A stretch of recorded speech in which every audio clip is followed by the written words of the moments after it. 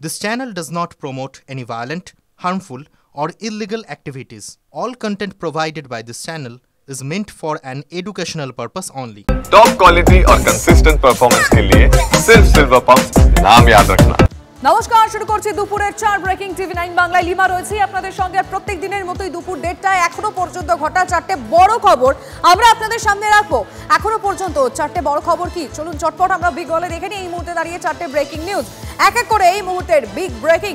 প্রথম breaking news কি, পলতায় তৃণমূলের শ্রমিক নেতার রক্তাক্ত মৃতদেহ উদ্ধার হয়েছে। আর সেখান থেকে জানা যাচ্ছে আইএনটিটিইউসি নেতা হান্নান গাজীর রক্তাক্ত মৃতদেহ উদ্ধার, কিন্তু কি কারণে তার মৃত্যু হয়েছে সেই বিষয়টা এখন এই মুহূর্তে বড় প্রশ্নের মুখে। দ্বিতীয় বড় খবর কি, বেহালায় বাবা মেয়ের মৃত্যুতে রহস্য, ট্যাংরা কাণ্ডের ছায়া। কেন ট্যাংরা কাণ্ডের ছায়া? তার কারণ কর্ণশ্রী শকুন্তলা পার্কে বাবা মেয়ের ঝুলন্ত দেহ উদ্ধার হয়েছে একই সাথে। কিভাবে সম্ভব সেই বিষয়টাও নজর থাকবে। থার্ড ব্রেকিং কি, চটপট দেখে নি। আজকে থার্ড ব্রেকিং নিউজ, মুখ্যমন্ত্রীর নির্দেশের পরই ময়দানে মেয়র কিন্তু নেমে পড়েছেন। ভুয়ো ভোটার খুঁজতে রাস্তায় খোদ কলকাতার মহানাগরিক। ভুয়ো ভোটার কি পাওয়া গেল সেদিকে নজর থাকবে। চলুন ফোর্থ ব্রেকিং নিউজ আমরা দেখে নিই। বদ্রীনাথে তুষার ধসে এখনো নিখোঁজ 8 জন শ্রমিক। আর গতকাল উত্তরাখণ্ডের মানা গ্রামের কাছে তুষার ধসায় আজ মুখ্যমন্ত্রীও যান, নজর রয়েছে সেদিকেও।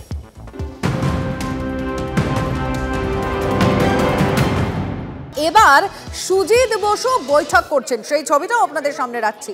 একেবারে কর্মীদের সঙ্গে নিয়ে, বিধাননগর বিধানসভা কেন্দ্রের কর্মীদের নিয়েই দমকল মন্ত্রীর এই বৈঠক। আমি কথা বলবো আমাদের রিপোর্টারের সঙ্গে, রঞ্জিত আমাদের সঙ্গে রয়েছেন। রঞ্জিত, এই বৈঠকে কোন কোন বিষয় নিয়ে আলোচনা হচ্ছে?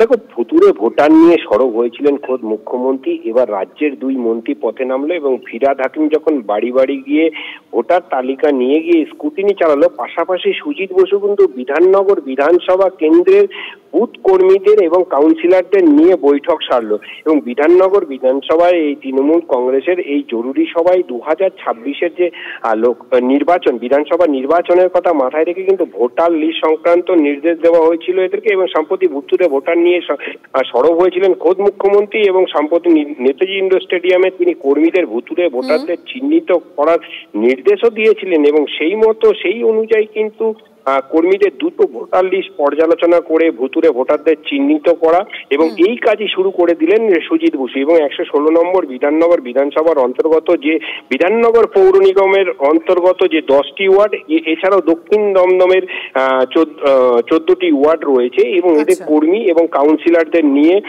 সভা করলেন। দেখাচ্ছি রঞ্জিত, তোমায় ধন্যবাদ। অর্থাৎ মুখ্যমন্ত্রী মমতা বন্দ্যোপাধ্যায়ের নির্দেশ আর তারপরেই মন্ত্রীদের তৎপরতা চোখে পড়ছে।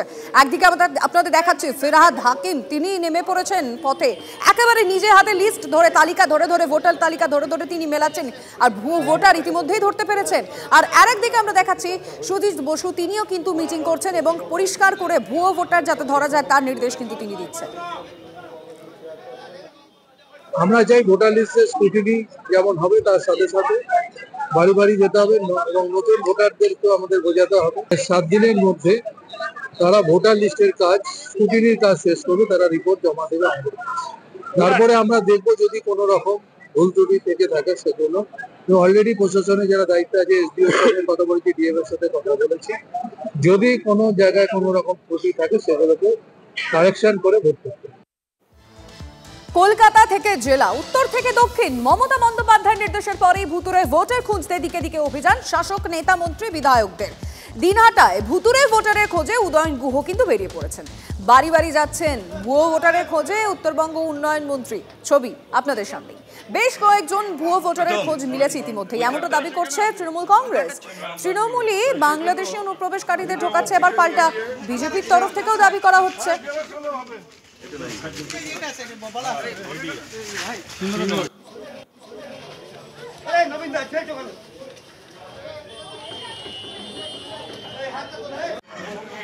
প্রথম ওই কার্ডটা সেখানে আছে, ওই কার্ডটা নাম্বার মিলবে না, তাই সেই জন্য এইটা অফিসে নিয়ে গিয়ে হবে। যখন অভিযোগ এসছে আর দেখা গেছে যে মহারাষ্ট্র এবং দিল্লিতে ভোটার লিস্টে জল ঢুকিয়ে দিয়ে সেখানে যারা শাসক ছিল তাদেরকে হারানো হয়েছে বা বিজেপি সেখানে ক্ষমতায় এসছে, আমরা এখানে 1 ইঞ্চি জায়গা কোনো অবস্থাতে ছাড়ব না। কোনো রকম সমস্যা যাতে কেউ তৈরি করতে না পারে, কোনো রকম জল যাতে কেউ না মেশাতে পারে, সেটাকে লক্ষ্য রেখে আমরা কাজ করে যাচ্ছি এবং ভোট পর্যন্ত এটা চলবে।